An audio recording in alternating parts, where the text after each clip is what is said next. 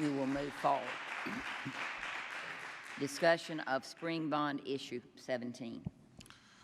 Madam Chairman of the Board, we're going to have Marty Rolls come forward with Exhibit H, spring bond issuance, and take us through this.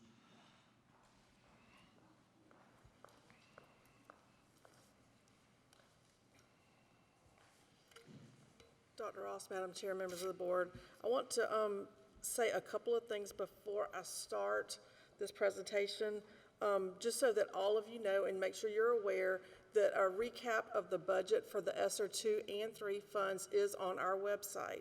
If you go to the website and click on the Resources tab and look under ESSER Fund, there will be a quarterly updated information of all budgets and expenditures that have happened as of the end of that quarter. So I just wanted to make sure that you all and the public were aware that that is available on the website so that they can see how those funds are being spent.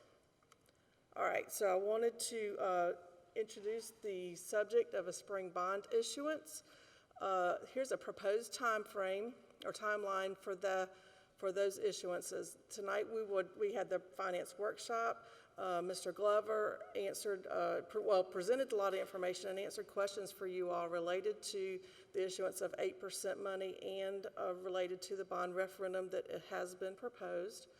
I'm going to have this discussion tonight. What I would like to look at would be a first reading of a proposed bond resolution on March 14th and second and final reading on March 28th. This would provide us the opportunity to issue these bonds to not only be the 8% money, but also the funds for the Irmo High School wing. If we issue those bonds prior to June 30, it gives us a better idea of what our debt service obligations are so that we can ensure that we are setting our millage rate appropriately and we are within the limits of ensuring that we make our bond payments. So this is the proposed timeline. Currently, our mill rate is 69.5 mills. I did some looking, and I just wanted to make sure for the record that we stated during the time of Piney Woods construction, it was 75.4 mills, and it was reduced from the 75.4 to the 69.5 this past year. This chart is one that you saw earlier tonight. This is the 69.5 mil chart showing the issuance of the $15 million annual maintenance and the bonds for the Irmo High School project and the payout of those bonds. Remember, our annual maintenance does include technology items. We have a lot of technology upgrades that need to happen with our firewalls. I'm sure you see all the news most recently regarding the cyber attacks that are possible with everything going on in the world right now. So I think it's very appropriate that we address our firewalls to protect our data. The 2022 available resources for Irmo High School ring would be $34 million. That's the net resources, paying that off over 4 years. And I just want to make sure that everyone understands how important it is that we issue all this debt. And I realize we don't need $34 million in June. There's no question. I understand that. However, if we do not issue that debt, maximizing the 8% capacity that we have available, we will have to reduce the millage rate because we will not have debt service payments to service. So understand, if we do not issue the $34 million and the $15 million when we come into this bond resolution, that will completely change the funding possibilities for the Irmo High School wing. Are there any questions about that? I just want to make sure that we all are on the same understanding of that. Any questions on that? Anybody? I know this sounds silly, but can you repeat that one more time? Yes, ma'am. Okay. So based on our 8% debt capacity, we have the ability to issue the $15 million for annual maintenance and the beginnings of the Irmo High School project. If we don't issue the debt, we don't have any debt service payments to make. And if we don't have payments to make, we cannot set the debt service millage at the 69.5 mills. That's what payments we have to make is what justifies where that mill rate is set. Any other questions? I just want to make sure that is of utmost importance, because if that does not happen, even though we don't need the cash right now, we won't have the cash when we do need it, and we won't have the ability to get it. All right, so this is what the board approved on October 11th for the 2022-2023 annual maintenance for the capital improvements projects. This is the $15 million. This includes the Chapin High School Stadium that you approved the contractor for tonight, the roof for Crossroads Intermediate, track replacement at Dutch Fork, artificial turf replacement at Dutch Fork, Chapin, and Irmo High School, a purchase of an activity bus, like I said, replacing of the firewalls for technology, and there's a $200,000 contingency for any of these projects for items that will be unseen or unknown at this moment in time. Again, this is what you approved October 11th of last year. These are our current and future projects. This is what you saw tonight earlier in the workshop. The projects in red are not being included in that $130 million number. Those are being being funded with separate funding sources other than the possibility of a referendum. The items that are on this list are not able to be completed with ESSER funding. There are very strict restrictions on what you can use ESSER funding for with relation to facility upgrades or facility improvements. They have to be COVID related to be able to use those funds, and all that is approved through the Office of School and Facilities at the State Department. And that is the end of my presentation tonight. Like I said, I just really wanted to hit the high points tonight. Wanted to talk about the fact that we have to issue that maximum amount of 8% if the plan is to continue with Irmo High School with the 8% funding. I was going to say we still have We do. We our have Mr. experts Glover. sitting back there. Yes, ma'am, we have- If there are any questions, while she stayed this late, if there's any question for Ms. Heiser. So it will be my intent, like I said, to bring a bond resolution to you at the March 14th meeting for a first reading. I do have one question. Do we know what the rate is right now? I mean, I know it could change. I'm just kind of curious. Roughly. It doesn't have to be to like the decimal or anything.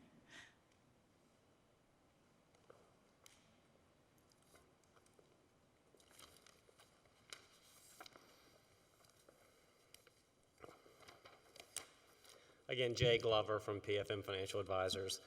The interest rate on the debt that we're running, again, it's a pretty short-term debt, so we're looking at something around 2% is what we're assuming today. And I think you're probably aware interest rates have started to increase recently, and obviously there's a lot of talk about inflation and what's going on in Ukraine, so there's a lot of things affecting interest rates. So that's another reason we're anxious to get in the market as quickly as possible to lock those rates in before they might escalate further.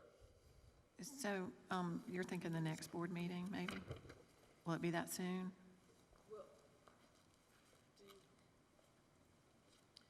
The adoption of the resolution could occur at your next board meeting. It could be your second meeting in March. We'll be working on the official statement, and the timeline that Marty put up, Ms. Rawls put up, is probably an accurate one, where in April or May you would actually issue the debt. And if I'd like to mention that I won't be able to be with y'all on March the 14th. If you'd like, I can Zoom in. I can be with y'all. My plan is to be here on the 28th if you have two readings. And I'd also just like to take a minute to explain that the debt that we'll be issuing is multi-year debt. So it'll be paid off the $15 million that reflects your annual. I mean, that's going to be paid off in the first payment. So that's amount is gone. The other the amounts to get Irmo started will be paid over. It'll be a total of 4 years. Most often, recently, y'all have been in the SCAGO program where you have issued debt for 1 year, and SCAGO's works great when you're issuing debt for 1 year. When you're doing a multi-issue debt, when you're issuing debt and that will be paid over more than 1 year, SCAGO doesn't really work. It's not set up for that. So I just wanted to explain that there'll be a couple of things different about this transaction than the last couple that y'all have done. Ms. Huddle. A follow-up question, if we think rates might go up long-term, and, I mean, we're building, I don't remember how many millions of dollars, but why 4 years? Why not a longer period on the IRMO? I think the answer is you have to recapture that 8%. Every year you want 15%, $15 million. And then as soon as you pay back the additional 8% debt that's associated with beginning IRMO, you'll be able to finish IRMO.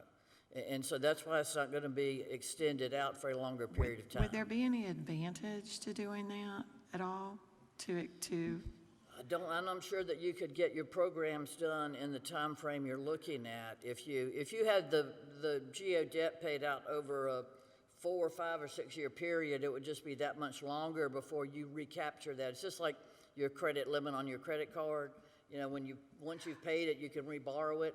But we're taking you on to the max pretty much on your 8%. So I actually meant the IRMO money. You're saying the portion for IRMO is over 4 years?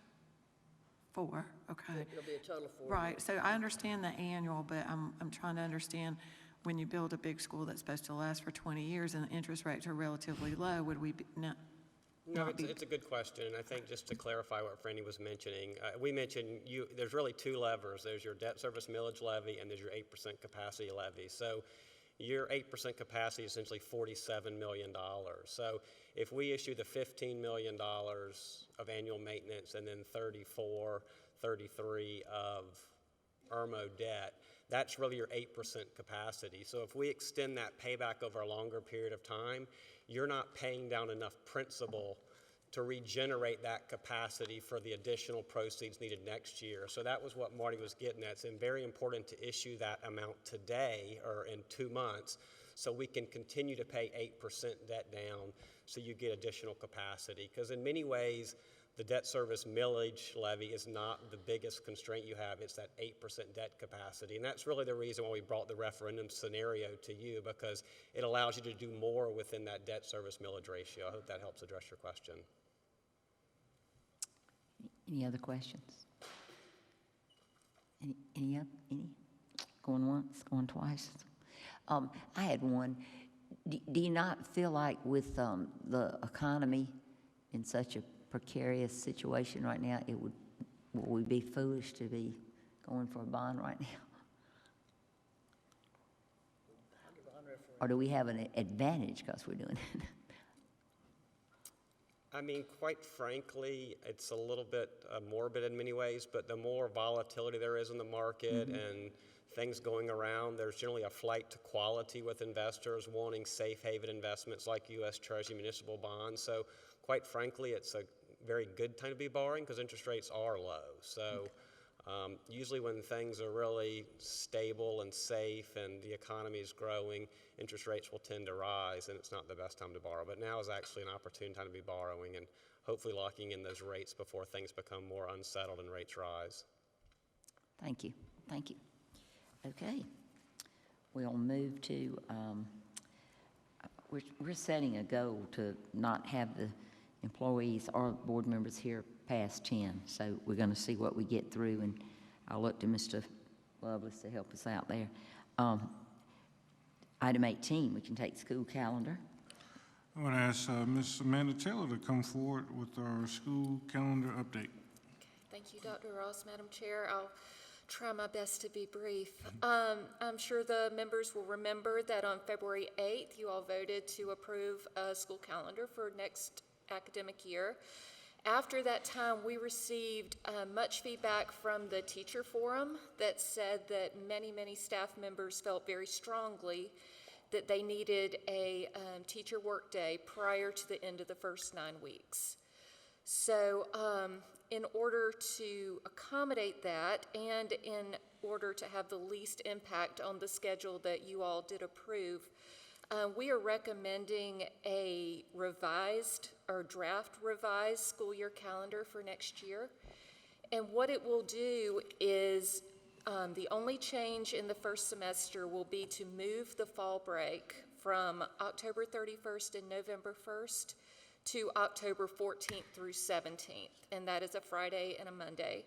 And that will give the teachers a workday and a holiday before the end of the first 9 weeks. And then also, this draft revision does include an extra half-day on May 30th, which was an omission from the calendar that you all approved, so this does actually give us an opportunity to go back and correct that issue as well. So I can take any questions Any that questions y'all might have. about the calendar? Yeah, we want, Can I make would you like a motion on that? I would love to. That'll make her happy, as she smiled. All right, I move that we approve the revised draft of the 2022-23 school calendar. Is there a second? I see a second, Ms. Moore. Any other discussion? All those in favor? And thank you for your hard work. Thank I know we were giving you a little angst there with the last time we discussed the calendar, and we were changing that around. But thank you. It's Thank all you for good. No problem. talking to the teachers and going back. And Dr. Ross, you and your staff really did, I think, work really hard to get it right. We appreciate the board's input on that. I think it worked very well. Ms. Gardner helping us look at the graph a little differently, and to Thank Ms. you, Ms. Gardner. Moore encouraging us to look at teacher forum, putting all that together.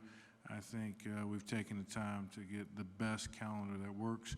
We've already messaged this out to our principals that it was under review, so we'll work on immediately discussing this with our community. Absolutely. And we will say anytime there's an election day, any year that there's not an election day, we can return that day to the elementary school teachers for the Halloween, so that'll be the trade-off. That's right. We are actually statutorily required to take election day on even years. So Okay. that made this coming up school year a little more complicated. Thank you, Ms. Taylor. We appreciate it. So we're at item 19, 2022-2023 board meeting schedule. Okay, and I'll do this one too. Pursuant to Board Policy BE, we're presenting a first reading approval for the 2022-2023 school board meeting schedule. This schedule will continue to hold all meetings here at the Kate Center as a convenience to the other schools that have to do a lot of rearranging for us when we come in for the meetings. And then also this draft schedule keeps the same monthly schedule that we had this year. We'll have 2 meetings per month except for July, November, December, and April. So I can take any questions about this that you may have. Any questions? I thought it might be good just to point out, I think we're doing them here just because it's easier, right, than on the staff. It is. They have to move so many things. Right. I just at thought a the s- public should know, because we used to move them to different schools. And our schools will appreciate it. I think if there's ever a situation vis-a-vis when we approved IRMO, it was really good to do the tour and have the meeting at the same time. So we will reserve the flexibility if it's related to that. But for our technical crew, to have all our equipment in a single place, we understand the sound field here. It's very hard to manage sound fields in different areas. And also, when we adjourn at 10, that group has to prepare for breakfast in the morning. And that holds them And here move longer, chairs. 2 hours longer than we leave. Whereas here, we're prepared. We don't serve breakfast in this room. And the only thing I would say over the years, I think one of the things about being in the schools, we reached a lot of parents that would not drive out here, and then when it's at their school, we felt like it was a real fair thing to our whole district. But I think we have to weigh the importance of your staff and the late hours. And speaking of that late hour, I would like to make a motion that we approve the 2022-2023 board meeting schedule shown in Exhibit J. is there a second? I see a second, Mr. Hogan. No other discussion? We got it? All those in favor? And that is 7-0. Now, potential salary study, Exhibit K, discussion. Dr. Ross, you want to take that one on? I will take this, Madam Chair, members of the board. We would like to seek board's approval. This is discussion right now, and as we talk about just what we're seeing in terms of the market, the reason we have low interest rates is to stimulate our market, but it also has an impact on the other end in terms of rising inflation, in terms of the CPI changes that we're seeing. And we want to make sure that as a school district, we are providing our students, our staff and our faculty fair compensation. We're seeing increases of prices at the grocery store, at the gas pump, and all of these, the increases in bills, leading a lot less savings in the pockets of our employees. We have seen with the worker shortage that neighboring industries are competing with us for our employees. Would not think we would lose staff to Chick-fil-A across the street, but as they increase their compensation packages, we're losing out. As we shared before, we are in an ever-present battle for the best faculty and staff in our district. And so we're proposing to the board, for board's approval, to seek a compensation and classification study, salary study.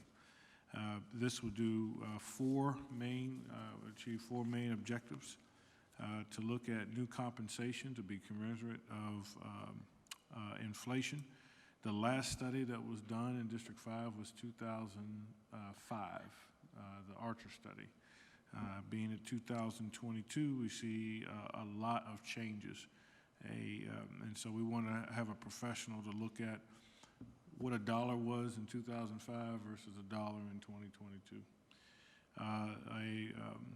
To look at the classification system, to look at the classification descriptions that we have, and a new supplement plan. So these are the four items that we would like to address within the proposed classification and salary study.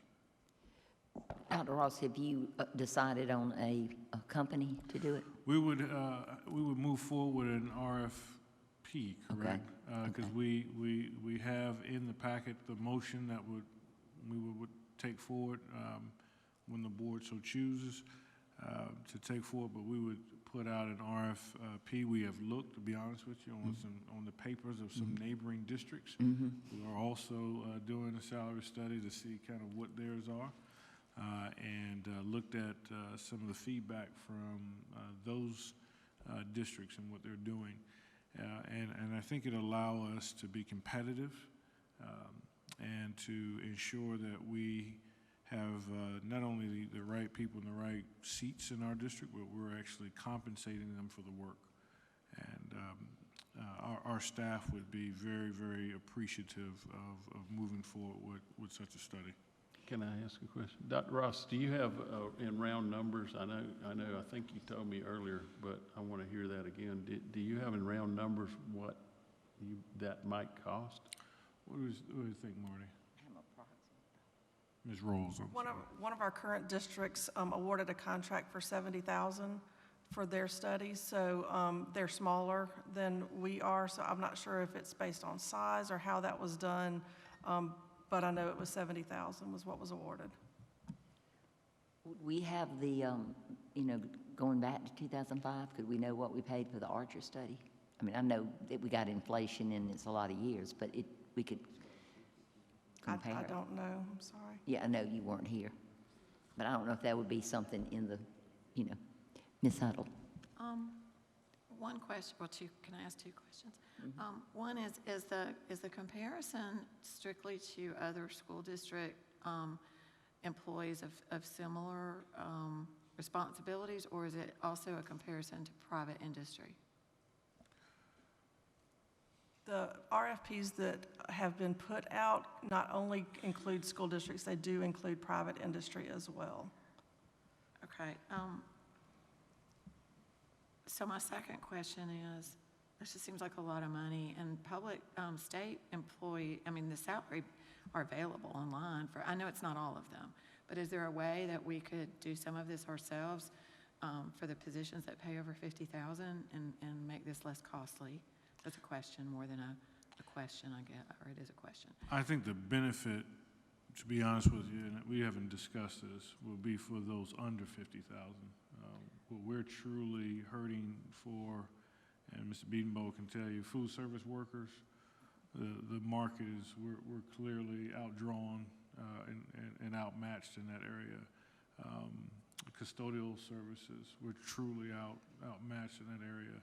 Our secretarial and clerical staff, those are areas, if you look at support staff in our district, we're seeing and will benefit from what we saw in the budget workshop and I'm sorry, in the financial report in terms of teacher compensation, but that will not manifest for our non-certified staff. So this does not include teachers?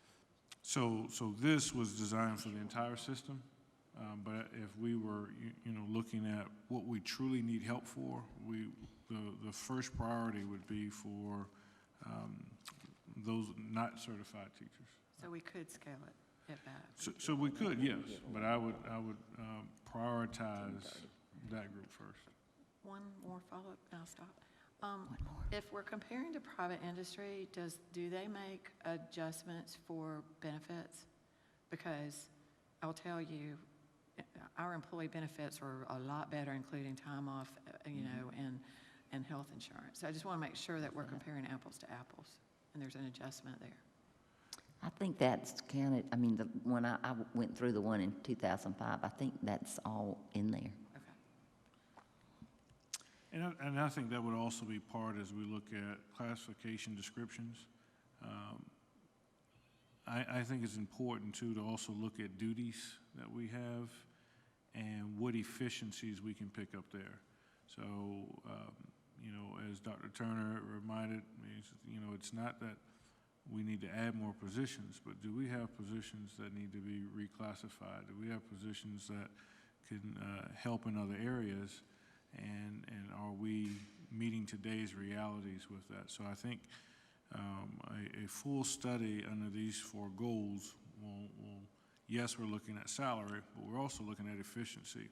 We're going to be looking at workflows. Are these workflows appropriate? Are we able to get all these the things that we're trying to do, and how can we share that and redistribute that? So, as a system, I think it's important. A lot has changed, I think about our supplements. We attempted to tackle that, and by ourselves, we've got to a point where we kind of threw our hands up, and we need some professional help. So we feel that will cut down on the cost because we can say this is what we have done thus far. Our struggle is that as we do studies, we still have to run the current system. And running the current system and evaluating it, it's hard to be the player and the coach at the same time. And so having a third-party review also helps us get to a conclusion faster. I'd like to make a motion. Oh, I thought, Becca, you can make a motion. Okay. I think I'm gonna like it. I'm losing concentration here, but It's 10 o'clock. I told them we have to start making a motion. I'd like to make a motion that we direct this administration to proceed with an RFQ for a potential salary study, and that the administration bring the results of that back to the board for approval. We need a second for that motion. Do I have We a have a second? point of clarification or order. Can we make that a RFP, not a RFQ? I make the motion that we make it an RFP. Those are so confusing. Now, do I have a second? Think Ms. Huddle seconds. I think we've discussed, but anything else? Okay. All those in favor of Mr. Lois's motion? And it carries 7-0. Thank you, Ms. You're on, Ms. Gardner. this may not be what you really want to hear, but I move that we defer items 21 and 24 to our next scheduled board meeting 21 and in light of 24. time. Okay. Item 22 and 23 should be very quick. Okay. That policy person comes out and you doesn't he? There's a 'Cause lot you- of policies. I know it. We have deferred item We have. 21, I think 4 times now, just so y'all know. I understand. But it needs discussion, so I don't, I I want appreciate to it. take time for that one, but I think 22 and 23 we have time for. Okay, and do I have a second? And I think it's for sake of time. I really am trying to be conscious of people that have to go to work, and when we go over to 10 o'clock, this kind of be all right, so we're going to go to 22. Oh, I thought we did that. Sorry, see what happens when it's 10 o'clock? Okay, all those in favor, 7. All those opposed, 0. Okay, so you want to take 22, all right? Who's leading that? Professional staff contracts and compensation, Dr. Ross? So these two, we'll handle one at a time, came out of the policy committee.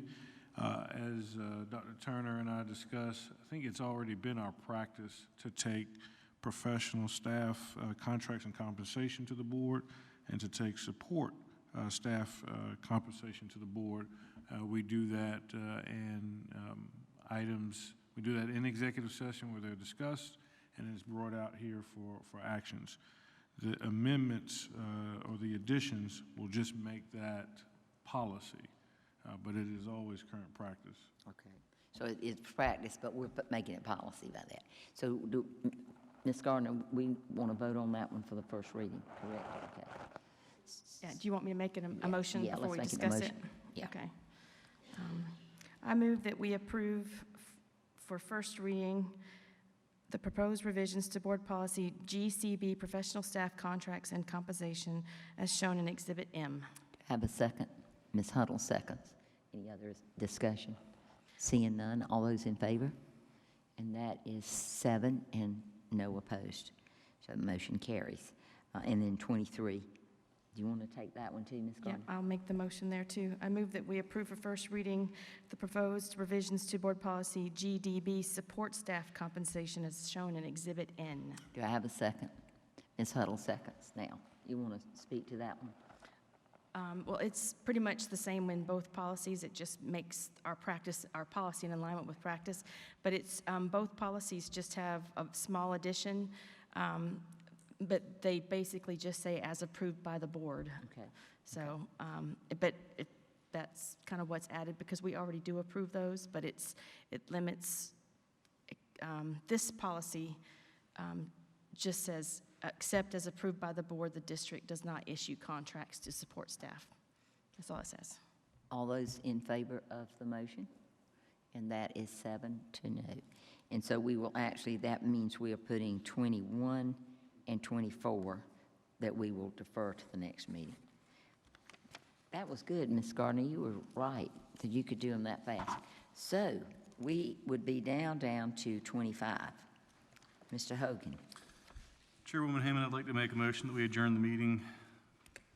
is there a second? Ms. Hines seconds. Is there any discussion?